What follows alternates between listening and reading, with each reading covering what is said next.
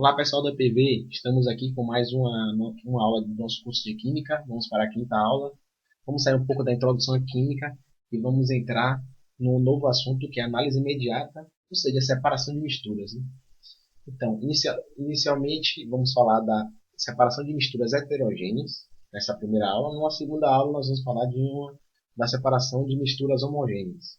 Então, vamos lá introduzir os tipos de separação existentes. Os tipos de separação pode ser um método mecânico, em que não ocorre transformação física nem química para ocorrer a separação. Então, eles geralmente são usados para misturas heterogêneas. E tem as separações que são do modelo físico. Então, ocorre a mudança de estado para ocorrer a separação. Ou seja, ocorre um fenômeno físico para que a separação seja possibilitada. Então, separação de misturas heterogêneas, que é nosso tema dessa aula. Sistema sólido-sólido, né? Ou seja, dois componentes sólidos, para separar dois componentes sólidos. Então, tem a catação, que é quando você tem quando os fragmentos você pode ver a olho nu a diferença de tamanho entre eles, e a textura também, a aparência entre os dois são completamente diferentes. E você pode separar com as mãos ou com a pinça os dois componentes da mistura, que são sólidos. Então, o maior exemplo disso é a catação do feijão, né? Quando uma pessoa vai fazer um feijão, antes de colocar o feijão para ferver e tudo, para preparar, ele tem realizado a catação do feijão, onde você retira todas aquelas impurezas que tem no saco de feijão, né? Que são aquelas pedrinhas, aqueles cascalhos que são retirados para purificar mais o feijão. Tem a peneiração, tamização, que é quando os grânulos de um componente são menores do que os outros dos grânulos do outro componente e usa-se uma peneira para separar esses dois componentes. E aí, ao balançar a peneira, os menores grãos passam pela peneira e os maiores grãos ficam retidos. Um grande exemplo é a separação de areia e cascalho. Continuando no sistema sólido-sólido, tem a ventilação, em que ocorre quando um componente é muito denso, muito pouco denso, e ele consegue ser arrastado pela corrente de ar, e o outro é mais pesado, então ele fica. Então, ao colocar uma corrente de ar, que pode ser um ventilador, né, que provoca a ventilação, os menos densos vão ser arrastados, e os mais densos vão permanecer no local, e isso ocorre a separação dos dois componentes sólidos. Então, a separação da casca do grão de arroz, que a casca ela é muito mais leve do que o grão de arroz, e aí quando fizer uma ventilação adequada a isso, porque se fizer uma ventilação muito forte, vai levar o arroz com as cascas. Então, tem que ter uma ventilação adequada para que separe a casca, a corrente de ar arraste a casca e deixe o grão de arroz. Levigação é empregada quando os grânulos de um dos componentes têm a densidade muito menor e muito maior do que a do outro. Então, isso é usado numa corrente de água, não mais uma corrente de água. Então, foi usado muito na mineração, quando tinha que separar as impurezas do ouro. Então, o ouro permanecia no instrumento que eles usavam para ocorrer essa levigação.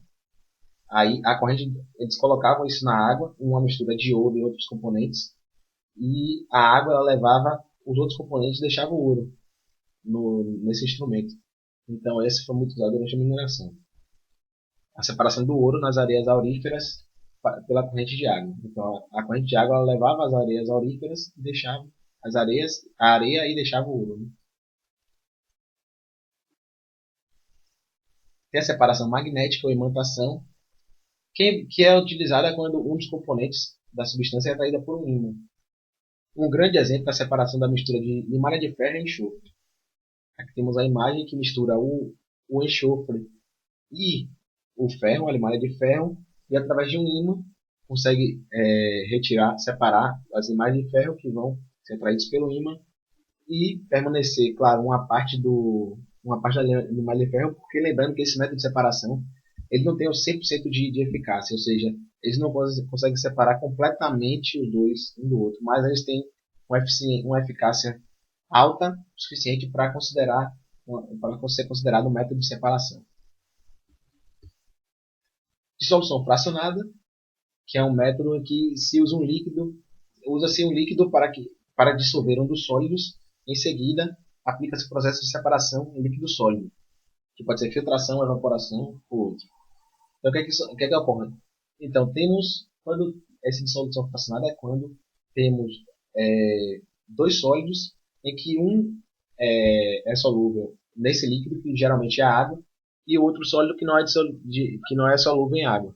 Então, ao colocar a água nessa mistura dos dois sólidos, o sólido solúvel vai se dissolver, e em seguida você aplica um método para separar esse líquido, que é a água, mais o solúvel, mais o componente solúvel, e aí ele vai tirar essa parte da água. A água com solúvel vai deixar o insolúvel no local. Então, um grande exemplo é separar uma mistura de areia e sal, que o sal vai se dissolver na água. Em seguida, você retira essa água através de algum método e deixa a areia que está depositada embaixo, né, de um frasco. A flotação é quando é a utilização de um líquido de densidade intermediária e que ele não vai reagir com com nenhum dos dois sólidos, e ele se baseia na diferença de densidade entre os dois sólidos. Então, um grande exemplo é a separação de areia e isopor, através da água. Então, quando colocar uma mistura de areia e isopor, colocar água dentro desse frasco, a areia ela vai se depositar embaixo, porque ela é mais densa que a água. Então, ela vai se depositar, a água ela vai ficar no meio e o isopor ele vai subir, porque ele é menos denso que a água e que a areia. Então, com isso, você consegue separar os dois sólidos e aí fazer algum método para retirar o sólido de cima e depois retirar a água e aí deixar a areia no fundo, e aí está separado os dois e em seguida os três, né, água, areia e isopor, da sua mistura. Então, fusão fracionada é um método físico, porque ocorre um fenômeno físico, empregada quando há uma apreciável diferença de temperatura de fusão entre os dois componentes da mistura. Então, quando você tem uma mistura de dois componentes e esse, você aquece essa mistura, ela vai chegar no ponto em que ele vai atingir o ponto de temperatura de fusão de um dos componentes, ou seja, a menor temperatura de fusão. Qual a menor temperatura de fusão? Qual componente tem a menor temperatura de fusão? Então, quando chegar nessa temperatura, esse componente irá fundir, irá se tornar líquido, e aí você consegue passar um para o estado líquido e deixar o outro estado sólido, e aí facilita a separação dessa mistura, dos componentes dessa mistura. Um exemplo é a separação do enxofre de matérias terrosas com as quais é encontrada na natureza. Então, quando aquecer bastante essa mistura, o enxofre vai passar para o outro estado, para o estado líquido, e deixando o material terroso, e aí vai conseguir separar esses dois componentes. Então vamos entrar agora no sistema sólido-líquido, em que um componente é sólido e o outro componente é líquido. Então temos a filtração, que temos o material poroso, que geralmente é um filtro. Como exemplo, pode ser aquele filtro de café que a gente usa para coar café. Ali é representado também a filtração, em que colocamos o café, colocamos a água, e aí vai reter a maior parte dos grãos. Os grãos que são grandes, e alguns pequenos vão se juntar à água, e aí vai, vai ser arrastado com a água, né? Mas a intenção da filtração é você utilizar uma mistura que tem um componente sólido e o líquido, e quando usar a filtração, que passe apenas o líquido e fique retido o sólido, né? Aqui eu trouxe alguns tipos, os dois tipos separados de filtração que temos. Tem a filtração simples e a filtração a vácuo. A filtração simples, como podemos ver, ela é a primeira foto, da esquerda para a direita.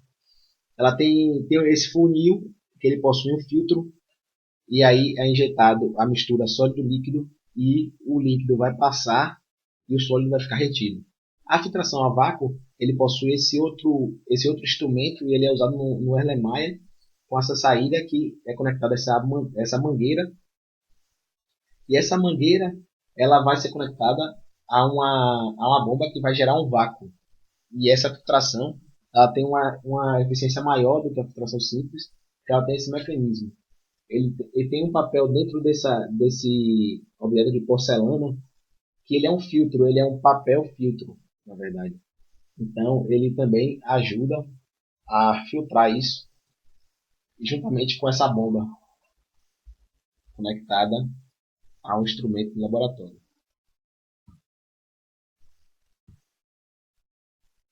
Continuando o sistema sólido-líquido, tem a decantação, em que deixamos a mistura em repouso e as partículas sólidas elas vão se sedimentar no fundo do recipiente.